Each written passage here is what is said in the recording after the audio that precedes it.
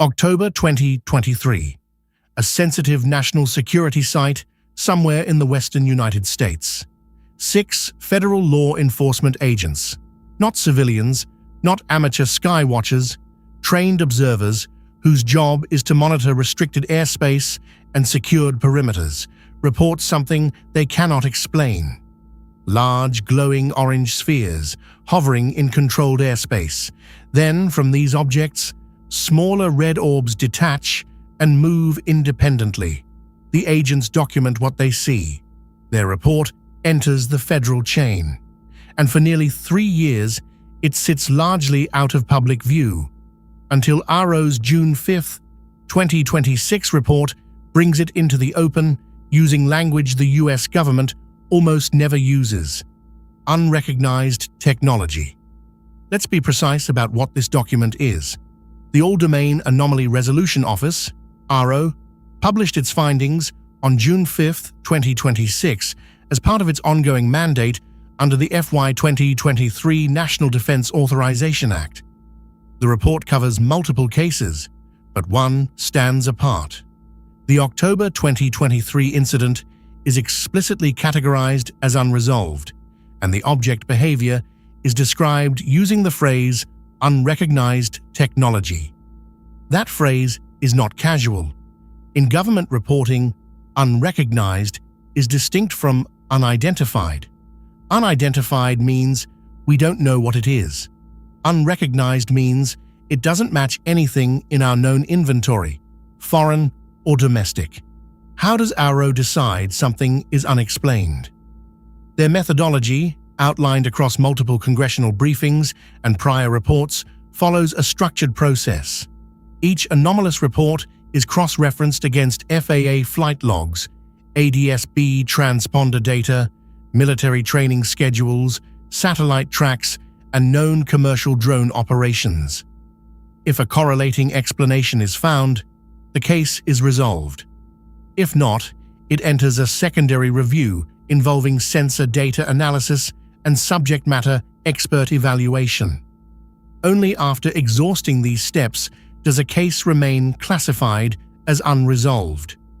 AARO's own reporting indicates roughly 40% of cases in their active pipeline cannot be resolved through this process. That number itself deserves scrutiny, and we'll get there. 40% unresolved.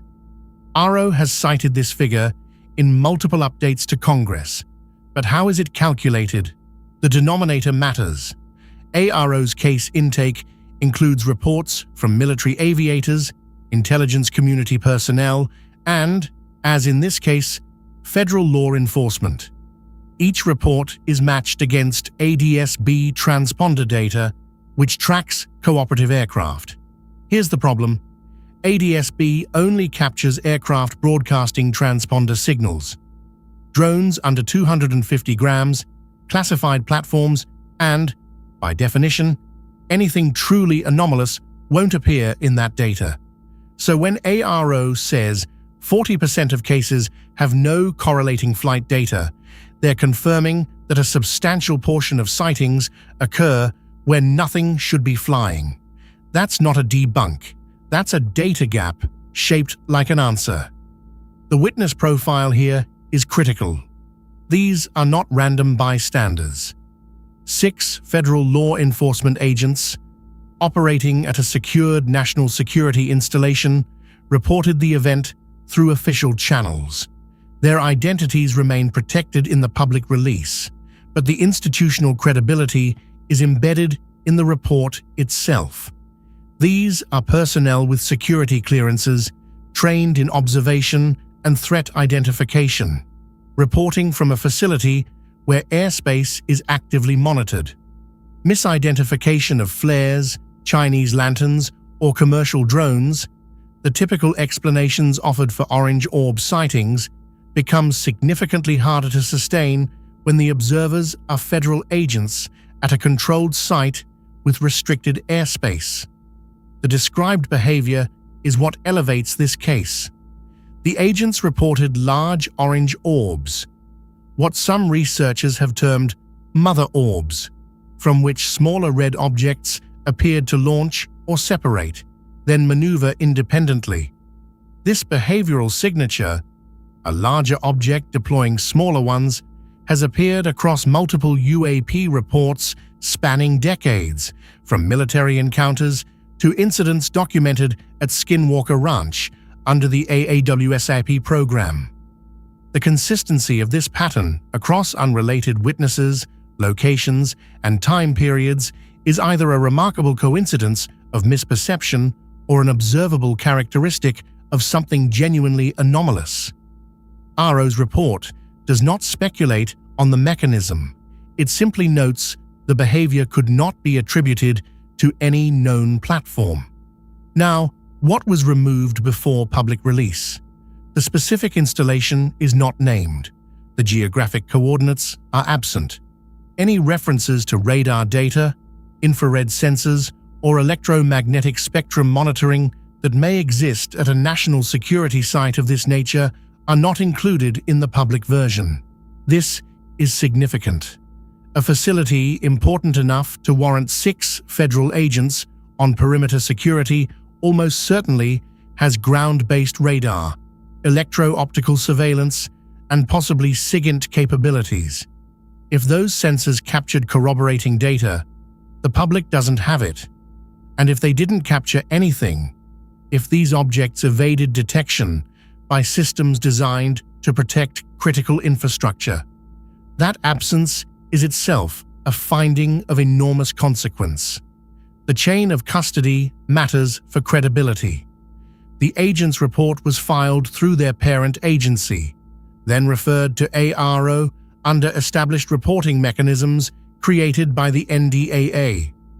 AARO's intake process timestamps and catalogs each submission.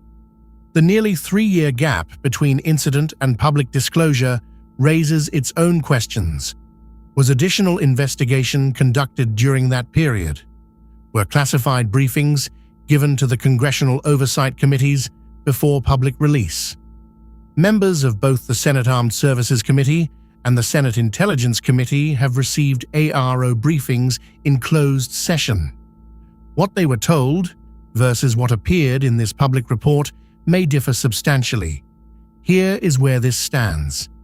A U.S. government office created by Congress, staffed by intelligence and defense professionals, has published a report stating that trained federal agents observed objects exhibiting behavior inconsistent with any known technology at a secured national security site, and that after applying every available analytical tool, the case remains unresolved.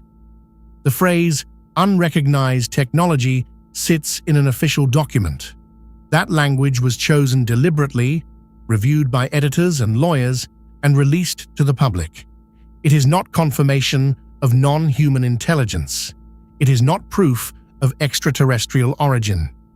But it is the US government formally acknowledging in writing that something operated near one of its most sensitive facilities, and it doesn't know what it was.